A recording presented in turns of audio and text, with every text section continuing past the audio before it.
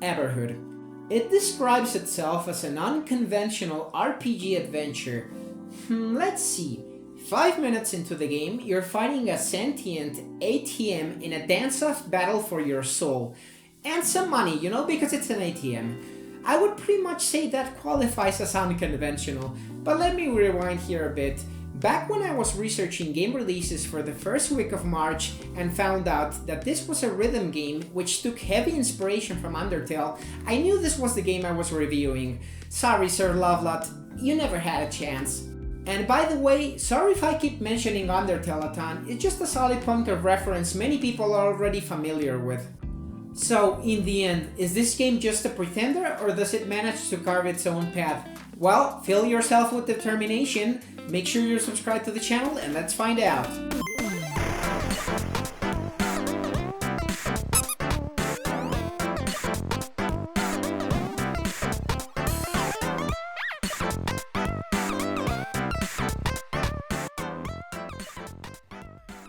So what is Everhood? Well, you start the game by taking control of a disassembled wooden puppet called Red, who by the way looks strangely familiar to Gina from Super Mario RPG. Gina for Smash confirmed. Who moments before gaining consciousness has his arm stolen. You then pursue the culprit and thus begins your adventure. You will be venturing an over-the-top 2D landscape, searching for clues, and meeting different characters in a pretty unique fantasy-like setting with a ton of different locations. One moment you might be in a nightclub, while the next you will be coursing through an enchanted forest, or going from a go-kart racetrack to traversing a vast desert. Every now and then, you will engage someone or something in battle, which will shift the overall perspective to an over-the-shoulder one, with your opponent in front who will attack you to the beat of a song, which very similarly to other rhythm games come crashing down in the form of notes in several tracks. However, instead of hitting the notes, you are trying to actively avoid them. You could describe this game as a mix of bullet hell with a rhythm game. You can try to jump over the notes or sidestep away. However, there are some different special notes with different properties. Some may be taller so you won't be able to jump through, while others may take up several tracks, so it would be much more difficult to sidestep them. Then there's this whole visual aspect to these battles, where the screen might start to rotate or even distort to these weird psychedelic effects, which really add to the challenge. You are generally trying to survive till the end of the song, but some battles might have different objectives or mechanics like hitting the sides of the track multiple times, or even reflect certain attacks back at your opponents in order to defeat them. This mix of genres does not only feel brilliant, but is also executed excellently, as all the elements mix together and feel like much more than the sum of its parts, from the great techno music to the bright neon colors of the notes against the trippy distorted visuals, making it a really sublime experience. Whenever you're not battling, you will keep exploring the world, looking for your next objective, solving light puzzles along the way, collecting items, and meeting a pretty diverse cast of characters. Speaking of these, they evoke that Undertale feel of being pretty colorful and charming, while having their own unique quirks. Also, not even the antagonists feel so black and white, as you can relate to or even empathize with their motivations. They are all beautifully designed and in the end really succeed in adding that emotional weight to your adventure and the choices you make. Yeah, choices. This game is also very similar in that regard to Undertale. And I know, I'm sorry that Undertale keeps popping up, it's just an easy comparison for me to make. Anyway, moving on, I won't be going too deeply into the story as it's one of the main draws of the game and it could be easily spoiled. Your journey starts pretty simple. You are only trying to get your stolen arm back, but of course you eventually realize you have a bigger role to play in this world and must decide how to go on about it, with much more deeper implications like questioning whether things can objectively be defined as good or evil, or if you're maybe missing the greater picture because of what's right in front of you. I know I sound super vague, but trust me, I can't go any further without going into spoiler territory. Just know that the story and message are pretty well executed, and it makes you question your judgment and preconceptions about objectivity and morality. Most of the story is told through written dialogue, but each character has that sort of garish sound effect when they talk, so you at least get a sense of how deep or high their voice is, and this gives some sense of personality to each of them.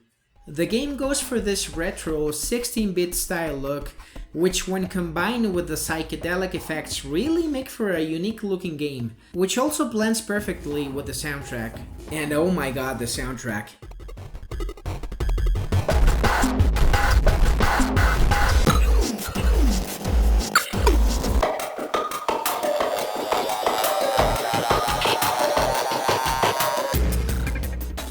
You see, back when I first read about this game being inspired by Undertale and also going for this whole musical approach, I really thought this had some pretty big shoes to fill in this department, but man does it deliver. Even though I don't think any of the songs can ever reach the level of Undertale's Megalovania, it does not pull any punches. It is a fantastic and very memorable soundtrack, with a cohesive electronic synth vibe to it you might hear in an underground club in a Matrix movie, while at the same time managing to feel varied enough.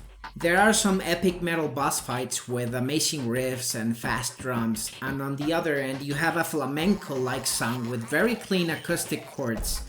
Also, one of the cooler aspects is that the enemy animations are all synced to the music, so while I was fighting that particular flamenco trash can, it would pull out a guitar, maracas, or even clap accordingly. The performance was a bit hit or miss. The game ran at a smooth 60 FPS most of the time, however the loading times were quite long, and you do start to notice when retrying fights or just when progressing through an area, which can get quite annoying. Also, I did encounter a couple of problems. One of these was a bug where if you'd open your inventory in a specific room, the game would freeze, and you would have to restart the app and resume from your last save. This bug has already been reported on the game's Discord, and the dev has stated that there will be a fix soon.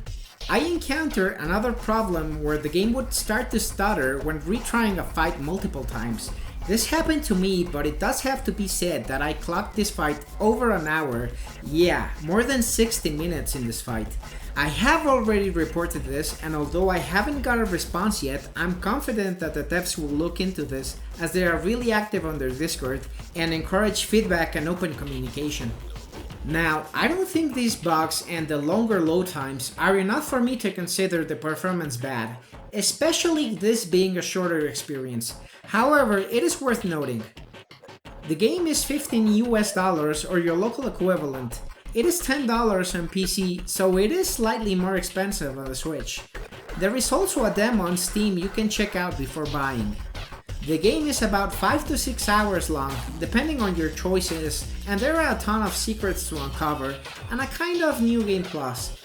I believe this is a good price, since even though it's a relatively shorter experience, the level of quality here is pretty high. Overall, Everhood scores a 9.5 out of 10.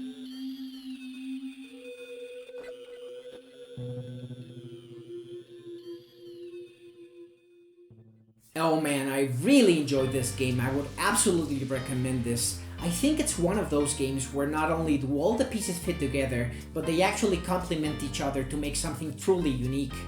Now, I know many of us will still compare it to Undertale, but I do think they did manage to make Everhood its own unique thing, standing in its own merits, defying the standards just like Undertale did, but pushing different boundaries and taking different risks to make something truly magical.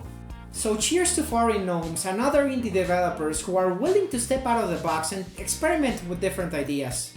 So that was my review of Everhood. I do hope you give this game a chance as it's truly fantastic, and I don't think this game is getting anywhere near the attention it deserves. Anyway, if you enjoyed the video, please subscribe to the channel as I will be uploading more content every week. I hope you have a fantastic day, and remember guys, stay engaged!